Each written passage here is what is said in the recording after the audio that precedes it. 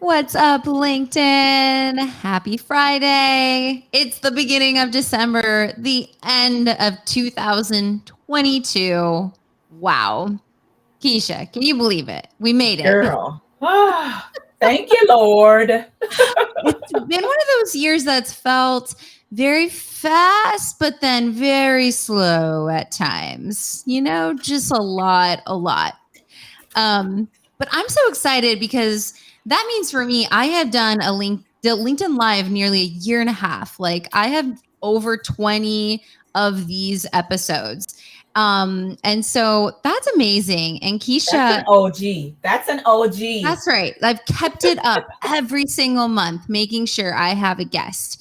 And Kesha, you're the perfect person to close out the year because you're such an important piece of me making my transformation when I decided to leave corporate and to go out on my own.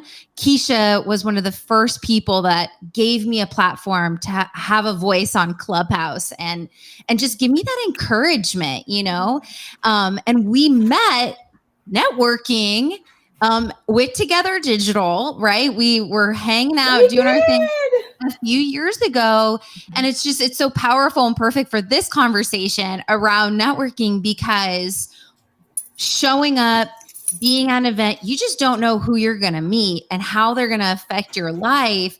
And Kesha is just the epitome of that. She's been that in my relationship, and she also teaches it, she practices it.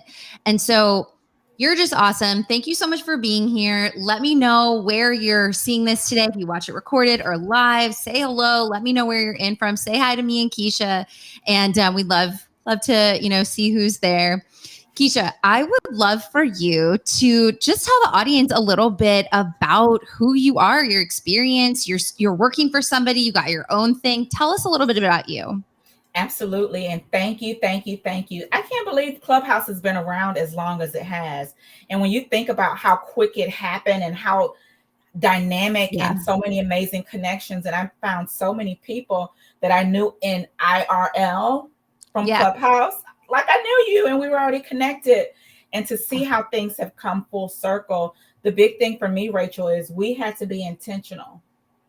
And that's Mm-hmm. the big thing that I teach and I preach is the intentionality of connecting with people. First of all, I'm a wife. I wouldn't get to do any of this if I didn't have this dynamic partner on the side of me saying, get it, stand down, sit back. That's not it. Sit your butt down. If I didn't have him with that realness behind me, I think a lot of the things that I do, they wouldn't come out as the flow.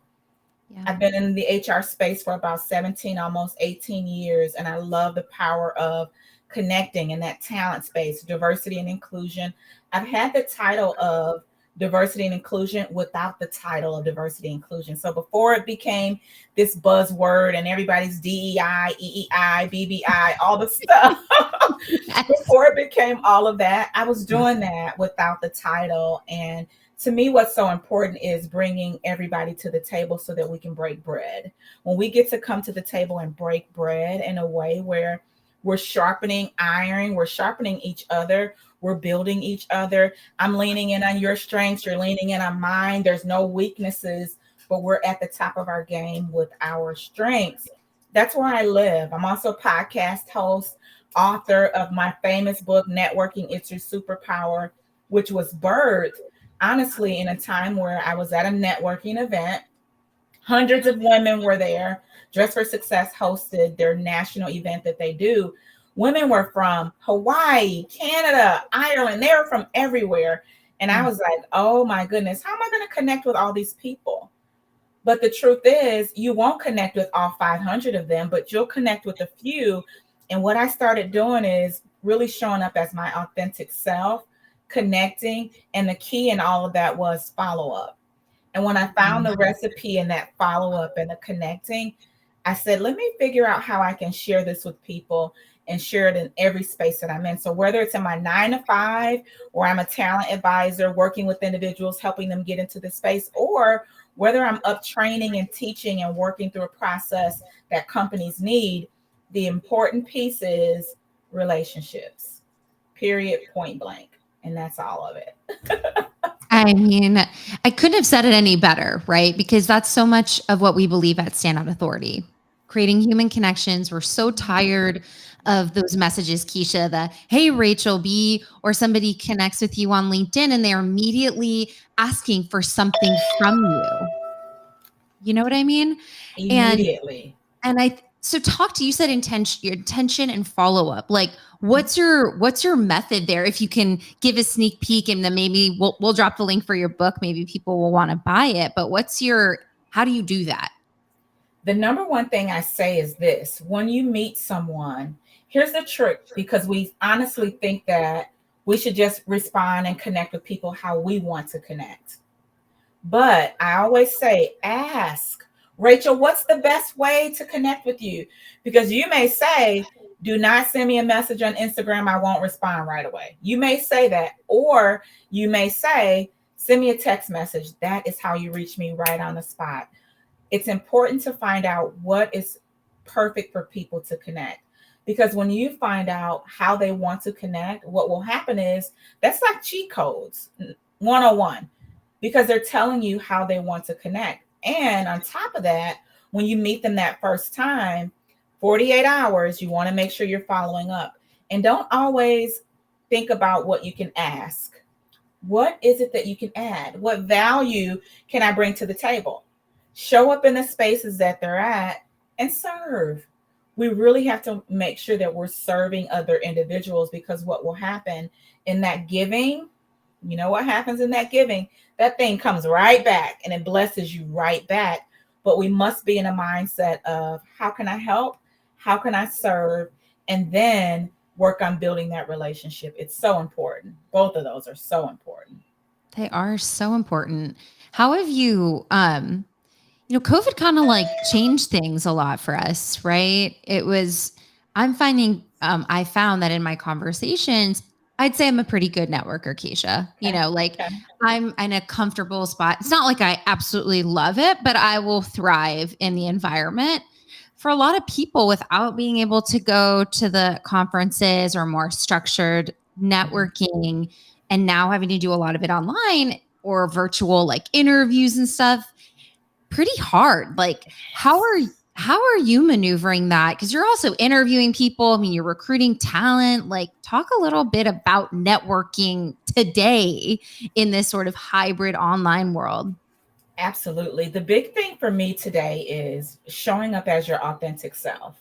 And as you show up as your authentic self, what it does is, even for the talent leader, for the hiring leader, we shouldn't be so stiff and we shouldn't be so rigid where we make people not want to work for us or not want to work with us.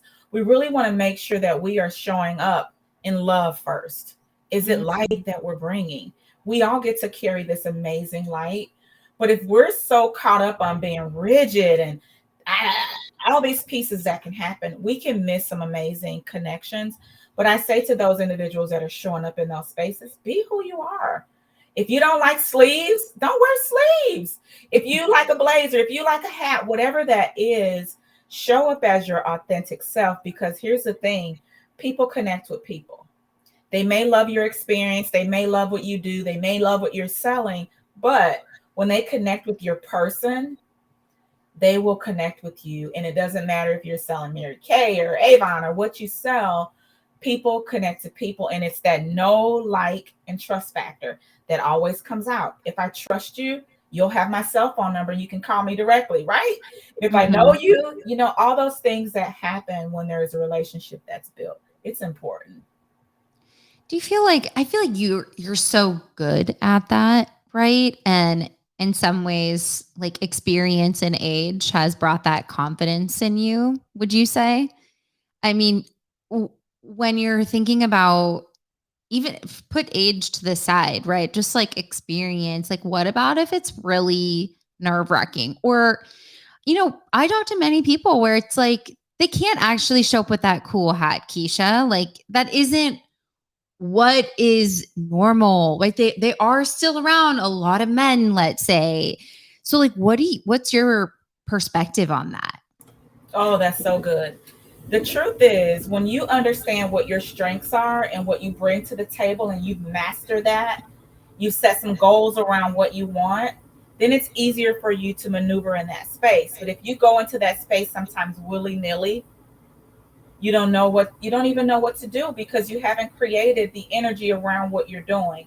But again, having goals around what it is you want is so important. Once you set those goals, you're going to get closer to getting there because now you've written it down, you put it out there in the universe, this is what I want, and you'll get there. But it's important to make sure that you're sure of what you're bringing to the table, whatever you do to build your confidence in the gifts that you have, Rachel, and what you're doing and the power, those stories, those people you connect with, that brings this level of confidence that you can come to the table with, which then gives you an opportunity to excel when you're meeting people. But there's so many things that you need to do in the forefront, working on yourself on the inside.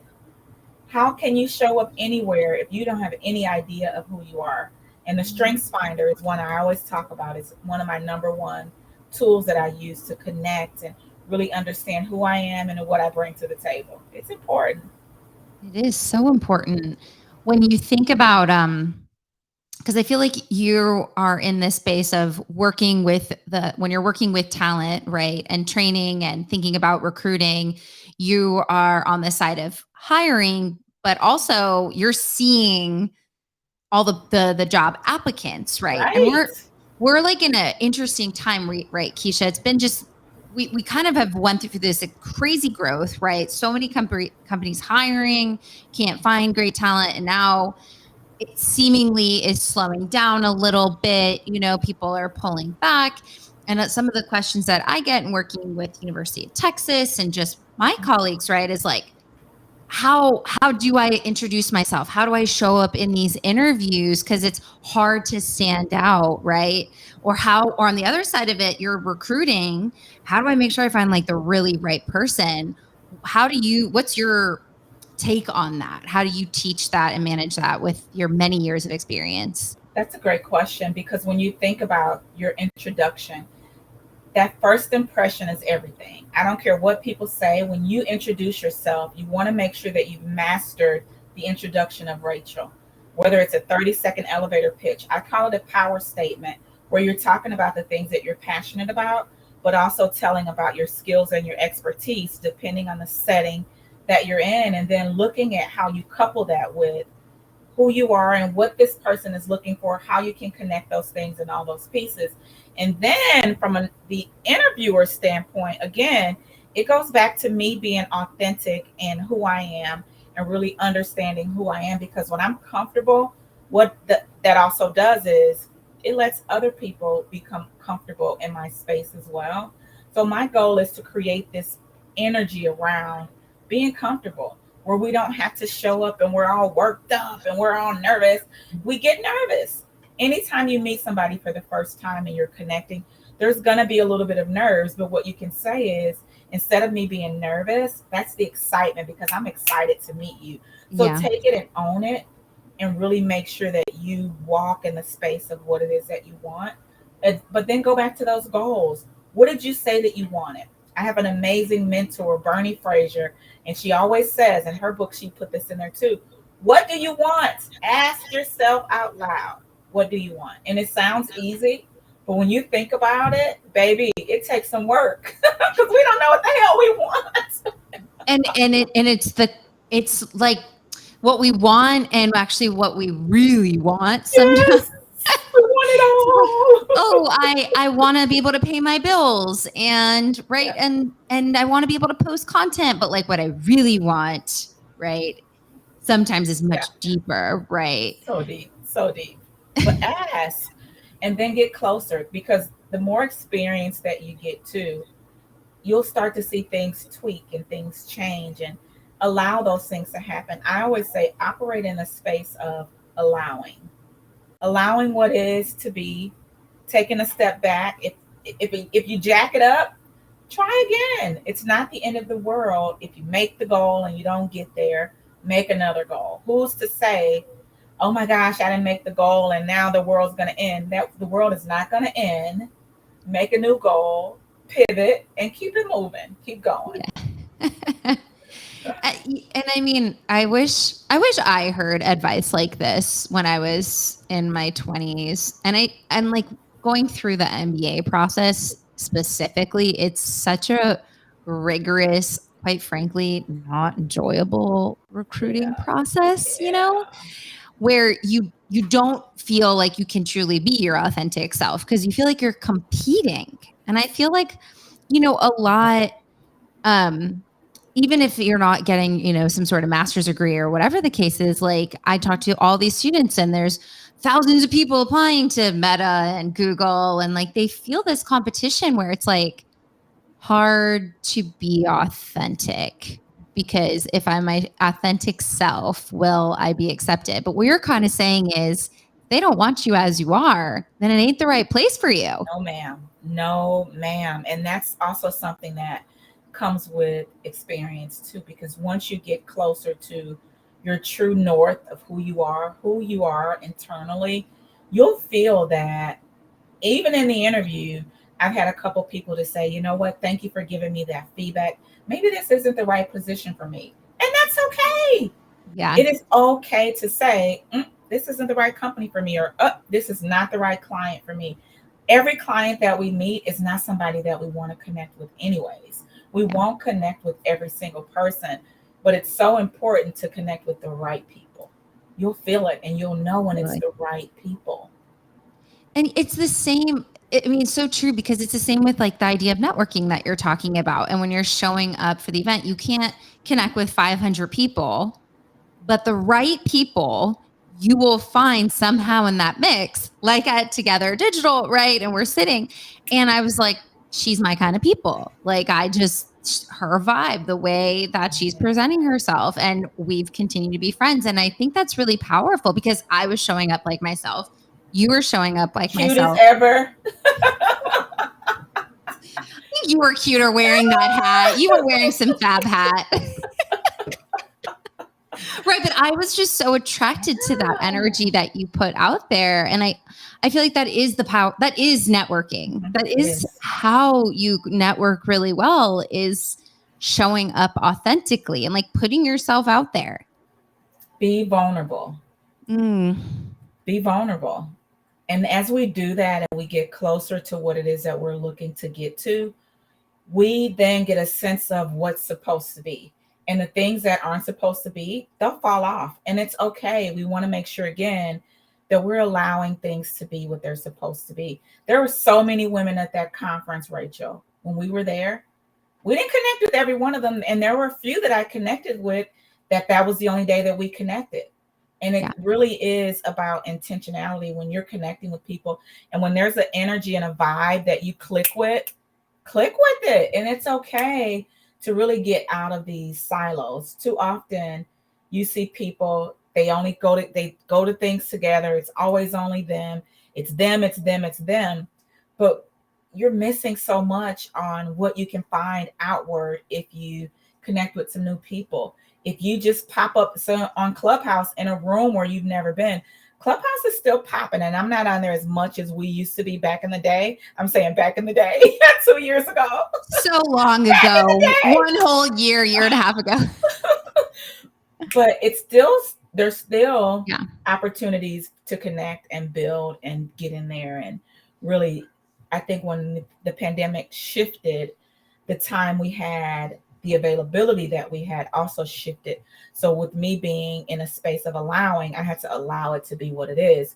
We're still in our amazing club, Black LinkedIn is Thriving, and we still meet on Sundays. And it is thebomb.com Sunday morning, 8 a.m. Central Time, 6 a.m. Pacific Time. People are in there, baby. And On Clubhouse? amazing on Clubhouse. You're still doing Still that? in there. Wow.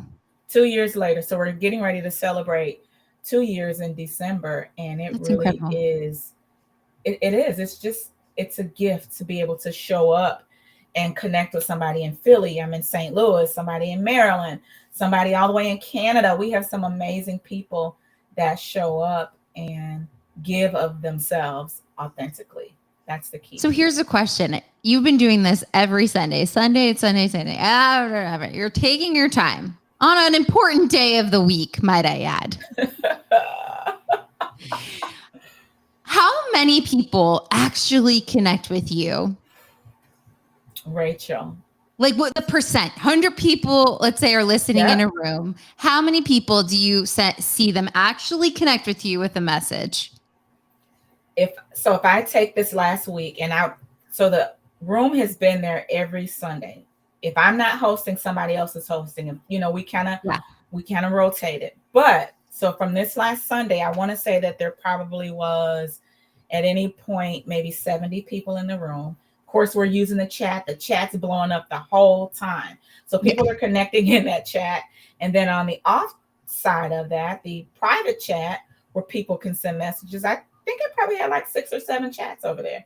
Real conversations of people that I hadn't met, maybe that have been following the club that are like, oh, we're not on LinkedIn. Let's make sure that we're connecting, or this is happening, this is going on.